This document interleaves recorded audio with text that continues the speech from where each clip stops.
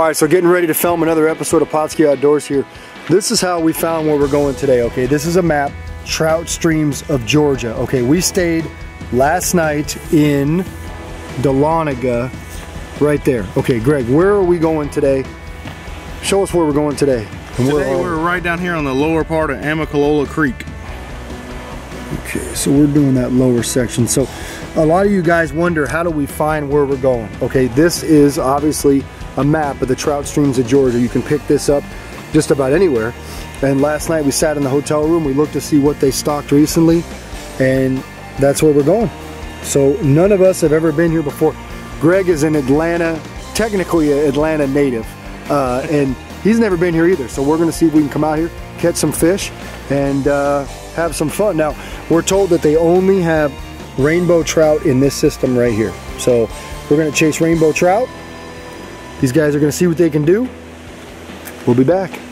All right, so one of the other things that tells us that we're likely in the right place is, obviously there's been a lot of cars here recently, but this sign right here, no parking, says, do not block trout stocking tube.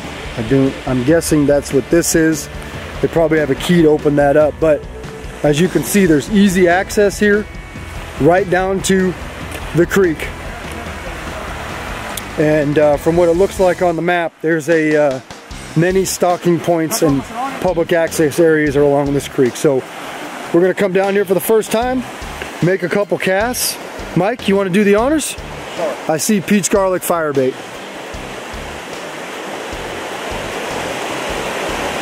Oh! Well, there's fish in there. Yeah. I'm gonna sneak right in there real quick.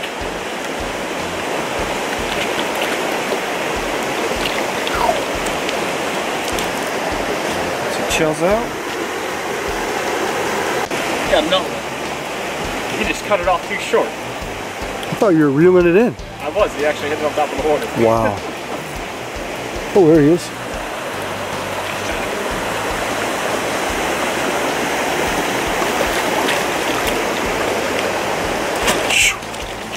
Tell you what, they're not monsters in here, but that one's got some nice color to it. Yeah, look at the bars on them. Yeah. We're gonna go in and try to roll right down the side of this undercut bank, right along here.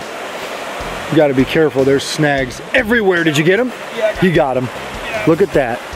Right underneath those trees down there.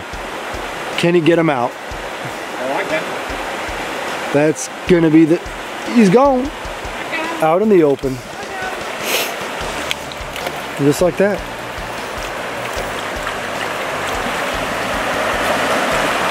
That's actually better than the last one. Once he gets in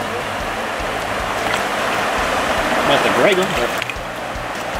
Hey, double. Double? Got him right there, look. Man. Right there, right in the there. same spot? Look at that. Look at that. Man. You got one? I got one. One. And his friend. Woo! Here you go. I wonder which one's bigger. Whose is bigger? His is bigger. Oh. Alright, so for first timers coming here, this stream could be slightly intimidating. Reason being, it's a large stream compared to some of the other streams in the area, you know, like Dick's or Boggs or Rock Creek, or even, this is even big compared to Cooper's, you know, many other stock streams in this part of the state, you know, that are stocked by the Georgia DNR. This spot right here is obviously stocked. And there's several, you know, different points that are stocked along this creek. Ooh, there's a nice fish right there that just bit. But Amicalola Creek is a good sized system. And as you can see, this water could be slightly overwhelming for first time anglers. You know, the key is, how do you dissect trout water? You know, the one thing that we're contending with is high water. Talked to a couple guys that camp in the area here today, and they said this is much higher than it normally is, you know, thanks to last year, a wet year. And then also another wet spring here this year has left this water high and slightly off color. You know, it's not dirty to the point where you're not going to catch fish, but it is a little bit more off colored, which allows you to do two things. One, you may not have to drop down to 2 or 4 pound tests. They might not be as line shot, and you may want to use a slightly larger bait just because the color of the water. But what we're noticing here is several things. One, this water is deeper. You can't see it all the way to the bottom, but it looks like it could be 4 or 5 feet deep right here. But on this edge over here, right along there, there is a ledge, just a drop off, and there's also cover in these trees. Just like what you saw these guys catching them right in front of us along this edge right here. So we're dissecting the stream. We're looking for things in the water that may be boulders, you know, or little dark spots like that where the fish are going to sit right behind and get out of the heavy current. So obviously if you come here, you know, there's only so much access. There's a campground through here you can find holes, and there's a small trail that goes right through this area up to a couple of pools there. But this is the easiest access we've found where we're not catching up into trees right now.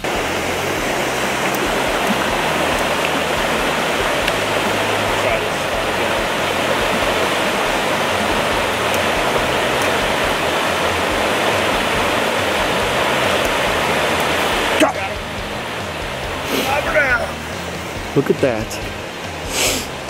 Son, I think you need to come down here because you be getting rusty. You might have to set his bobber up for him. You know, I gotta rub your belly or something. I'll set the camera on, so I'm trying to be nice. I'll set Chris over there for you. Shoo! In a minute.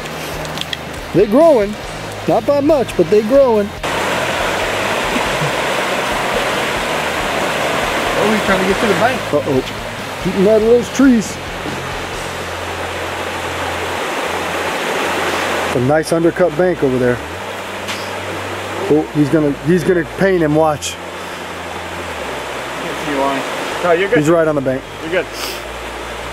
Bam! Bam, bam. The man's on the board, folks. All right, I'm gonna give you a little rundown on what we're doing here and a little bit about reading water. You know, as you see, this is actually a real deep hole here, but a lot of these fish are congregated underneath those tree branches where nobody's really messing with them. It's a shade line and there's a little bit of a drop off over there. So, you know, messing with them a little bit, trying to get that depth is the main thing too. So we're not fishing real deep. Actually, these fish are coming up and grabbing these eggs right off the top of the surface, maybe about 2 foot right off the top. And like I said, it's mostly about reading. You just got to find out where those fish are at. And like I said, most of these fish are congregated over there underneath those bushes. Oh, got him. Underneath the tree limb down there. Just got to dial them in, that's all. It's a little guy, but hey, you can take them as they come.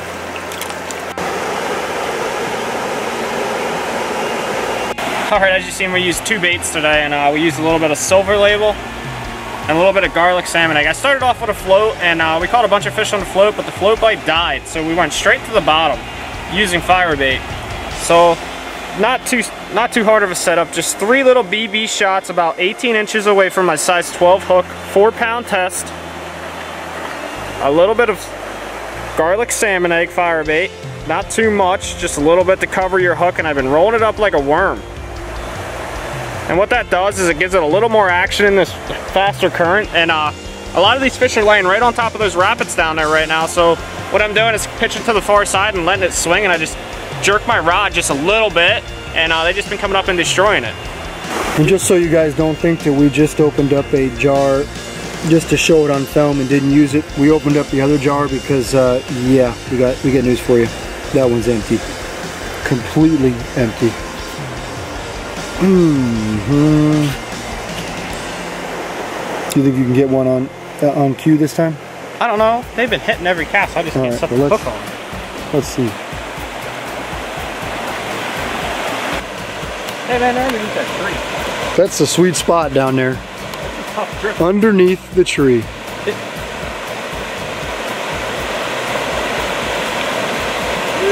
Coming up. Not a big one, but hey. It looks like the last one we caught.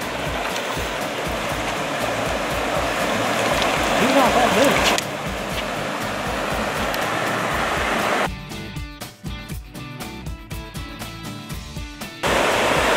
Underneath the trees again? Got him again. Let him sit down there. Oh, we almost had a double.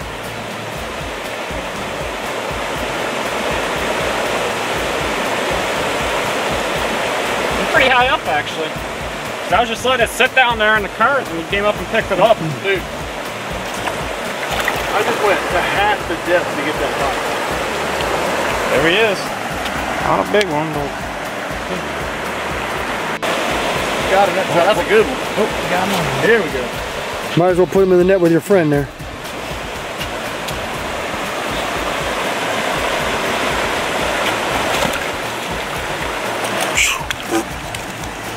Well, double trouble.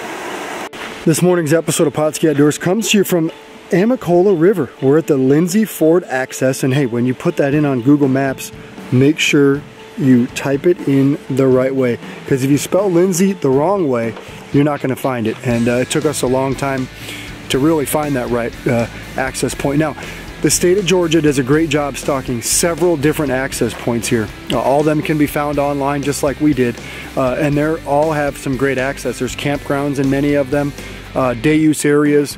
You know, this specific one has a real nice campground attached to it as well.